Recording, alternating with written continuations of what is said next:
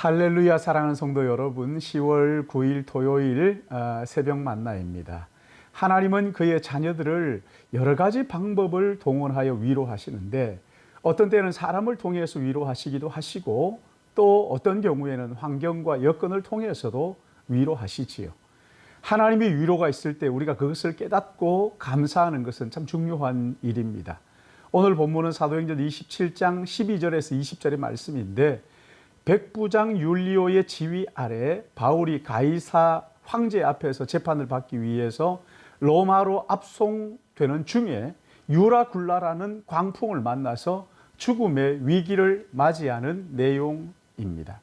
오늘 본문 말씀 제가 봉독합니다. 그 항구가 겨울을 지내기에 불편하므로 거기서 떠나 아무쪼록 베닉스에 가서 겨울을 지내자 하는 자가 더 많으니 베닉스는 그레데 항구라 한쪽은 서남을 한쪽은 서북을 향하였더라. 남풍이 순하게 불매 그들이 뜻을 이룬 줄 알고 닻을 감아 그레데 해변을 끼고 항해하더니 얼마 안 되어 섬 가운데로부터 유라굴라로라는 광풍을 크게 일어나니 배가 밀려 바람을 맞추어 갈 수 없어 가는 대로 두고 쫓겨가다가 가우다라는 작은 섬 아래로 지나 간신히 거루를 잡아 끌어올리고 줄을 가지고 선체를 둘러 감고 스르디스에 걸릴까 두려워하여 연장을 내리고 그냥 쫓아가더니 우리가 풍랑으로 심히 애쓰다가 이튿날 사공들이 짐을 바다에 풀어버리고 사흘째 되는 날에 배의 기구들을 그들의 손으로 내버리니라. 여러 날 동안 해도 별도 보이지 아니하고 큰 풍랑이 그대로 있음에 구원의 여망마저 없어졌더라. 아멘. 바울이 기도하는 중에 이번 여정에 어려움, 위험이 있다는 것을 이미 알고 고지합니다. 10절 말씀 보시면 여러분이여 내가 보니 이번 항해가 하물과 배만 아니라 우리 생명에도 타격과 많은 손해를 끼치리라. 그러나 백부장 율리오가 선장과 선주의 말을 바울의 말보다 더 믿었다고 했습니다. 13절에 남풍이 순하게 불매 그들의 뜻을 이룬 줄 알고 닻을 감아 그레데 해변에 끼고 행하더니 모든 상황이 계획대로 순적하게 돌아가는 것 같았다는 것입니다. 그런데 14절에 얼마 안 되어 섬 가운데로부터 유라굴라라는 광풍이 크게 일어나 배가 밀려 바람을 맞추어 갈 수 없어 가는 대로 두고 쫓겨가다가 잠시 전까지 모든 일들이 계획대로 순조롭게 이루어지는 줄 알았는데 갑자기 유라굴라라는 광풍을 만나게 되었어요. 여러분, 우리 인생도 다르지 않죠? 안전하다, 평안하다 하는 그때 갑자기 광풍이 일어나는 거예요. 순풍을 만났을 때 교만하지 말아야 할 이유가 바로 여기 있습니다. 잠시 잠깐 후면 지나가는 거예요. 광풍도 마찬가지입니다. 언젠가는 지나가는 거예요. 그러니까 중요한 것은 우리가 어디에 서 있느냐 하는 것입니다. 우리는 이 장면에서 영적 교훈을 배우게 되는데 죄수들을 로마로 압송하는 책임을 맡은 백부장 율리오가 선장과 선주의 말을 바울의 말보다 더 믿었다고 하는 것을 우리가 봤죠. 선장이나 선주는 자신의 이익을 먼저 생각하는 거예요. 그러나 바울의 관심은 자신의 이익보다 다른 사람들의 이익을 먼저 생각했어요.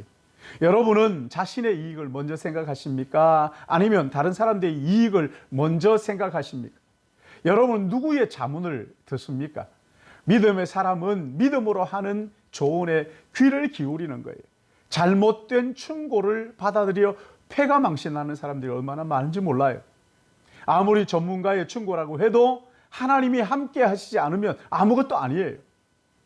다윗의 아들 압살롬이 아버지를 반역했을 때 그의 모사로 아히도벨이 있었는데 이 사람은 하나님이 주시는 모략이라고 할 정도로 탁월한 모사였어요.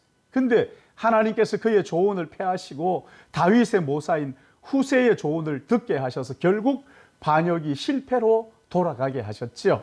사랑하는 성도 여러분, 아무리 탁월한 조언과 전략이 있어도 하나님께서 은혜 주시지 않으시면 한순간 물거품처럼 무너지는 것이에요.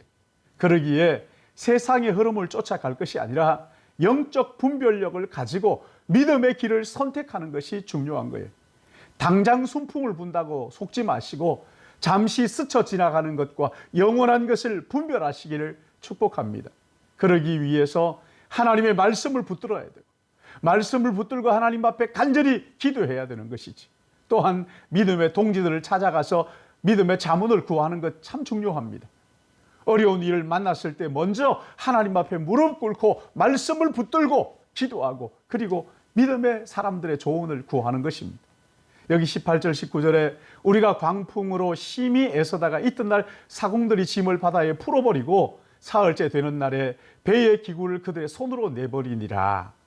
처음에는 순조로운 줄 알았지만 결국 모든 것을 잃어버리고 구원의 여망마저 없어졌습니다. 사랑하는 성도 여러분, 여러분은 문제 앞에 섰을 때 말씀을 붙들고 기도하며 하나님의 은혜를 구하시기 바랍니다. 믿음의 동지들의 조언을 구하시기 바랍니다. 그리하여 잠깐 순적하다가 패망하는 것이 아니라 잠깐 어려움이 있어도 영원한 영생을 누리는 우리 모든 믿음의 가족들 되시기를 예수님의 이름으로 축복합니다. 기도하겠습니다. 사랑과 은혜가 충만하셔서 허물과 죄로 죽었던 우리를 살려주시고 하나님의 자녀 삼으신 거룩하신 아버지 하나님, 우리가 인생을 살아가는 동안에 우리도 모르는 사이에 잘못된 선택으로 인하여 해를 당하는 경우가 얼마나 많은지 모릅니다.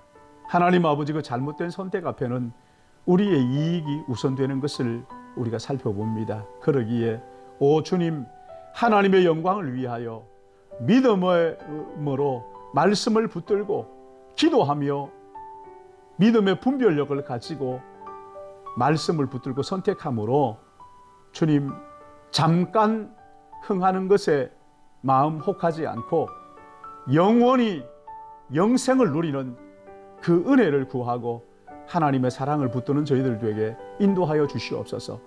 세상이 얼마나 화려하게 우리를 유혹하는지 모릅니다.